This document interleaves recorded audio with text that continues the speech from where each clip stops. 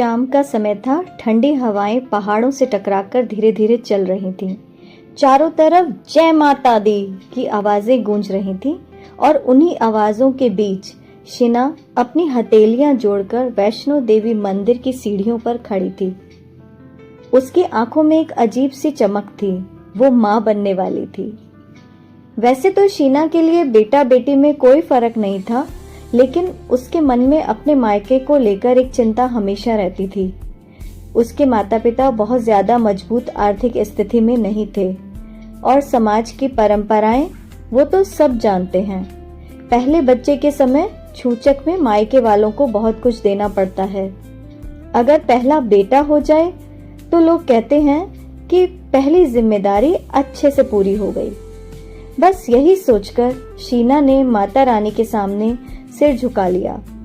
उसने मन ही मन कहा, माँ मुझे बेटा दे देना, मुझे अपने लिए कुछ नहीं चाहिए, बस मेरे मम्मी पापा की जिम्मेदारी थोड़ी आसान हो जाए। प्रार्थना करते करते उसकी आंखें भर आईं। फिर उसने धीरे से मुस्कुराकर माथा टेका और वापस घर आ गई। दिन बीतते गए। शीना नियमित चेकअप के लिए डॉक्टर के पास जाती रही। वो थोड़ी कल्पनाशील भी थी।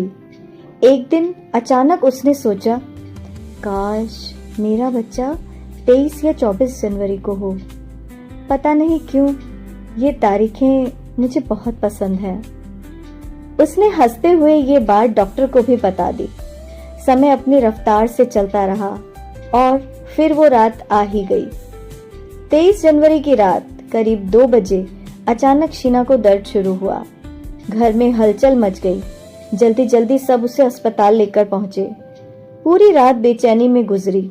हर कोई दुआ कर रहा था, प्रार्थना कर रहा था।